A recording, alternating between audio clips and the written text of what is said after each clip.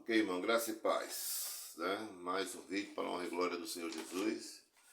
E esse vídeo nós vamos fazer aqui, olha, o roteiro do estudo, ok? Vamos ler esse roteiro aqui para os irmãos. Nós estamos falando sobre o quê? O Pentecostes, o derramamento do Espírito Santo, Atos do capítulo 2, né? Um assunto magnífico e muito polêmico, né? Que nós temos aqui. Mas quando nós formos estudar, a gente vai ver que a polêmica está na mente dos homens e não na palavra. A palavra de Deus é bem clara e vai trazer esse assunto, né, do derramamento do Espírito Santo como profecia de Joel, né, que nos últimos dias derramarei do meu Espírito sobre toda a carne. Então não tem segredo aí, que isso aí é um fenômeno acontecido, irrestrito, de forma que não se repete mais. Mas acontece que aqui nós vamos falar sobre o fenômeno das línguas. É ultra polêmica, né, querido? Porque há uma interpretação humana. Então nós vamos aqui no PGM procurar uma interpretação da palavra, a interpretação bíblica. E na interpretação da palavra, nós vamos ver que o derramamento do Espírito Santo produziu o fenômeno das línguas, ok?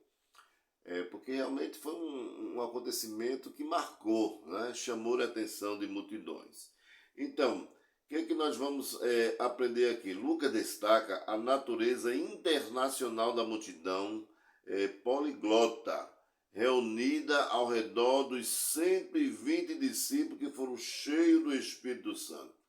Foi lá em Pentecostes, vai lá para lá receber lá do alto o poder, ao descer sobre vós o Espírito Santo. E lá eles receberam.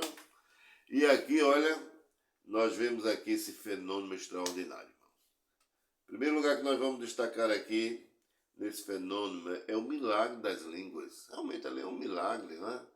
Por quê? Porque ali não havia professores, intérpretes, não havia nada para que eu vou ensinar você, olha, você vai dizer isso, mas ali havia aqui, justamente no Pentecostes, Deus rompe as barreiras da língua e os judeus de diversas partes do mundo puderam ouvir os discípulos falando em sua própria língua materna. Ou seja, está lá Pedro falando lá, discussão, Silas e outros. Mas quando um lá começa a falar, né? Vai ser Pedro que fala ali. Então o que acontece ali é que tudo fica perplexo. Oxente, esses não são judeus, como é que nós estamos falando a própria língua nativa? Então ali é um milagre do Espírito Santo, querido, envolvendo ali toda aquela multidão, ok?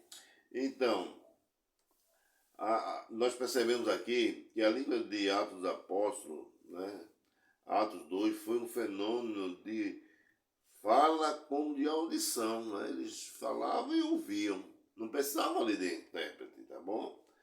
E ali tem várias coisas que nós podemos aprender. Por exemplo, as línguas em Atos eram pregação, ou seja, os discípulos falaram aos homens que as línguas de 1 Coríntios eram de oração. Há uma diferença.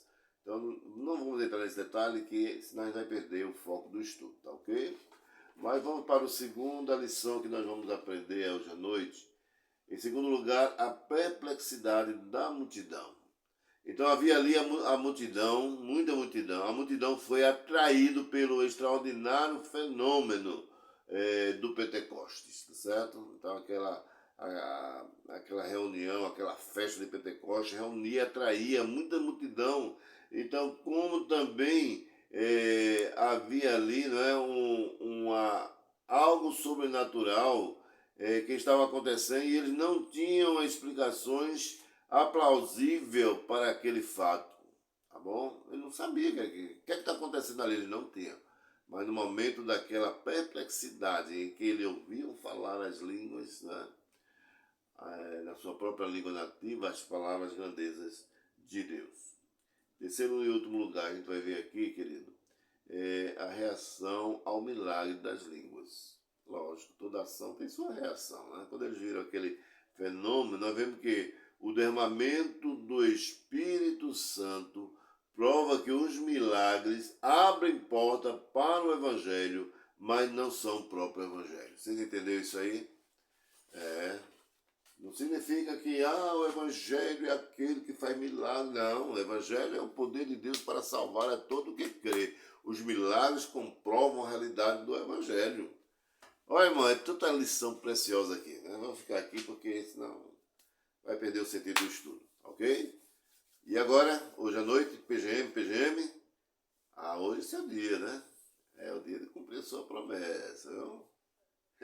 Nem eu esqueci, olha, que você prometeu, como Deus também não esqueceu, ok? Mas assim, o fato é que precisamos estar junto ali, é bênção, né? É comunhão, é diálogo, é conversa, é a gente falar das grandezas de Deus, é ser edificado espiritualmente. Posso contar com você hoje à noite? PGM, PGM, PGM.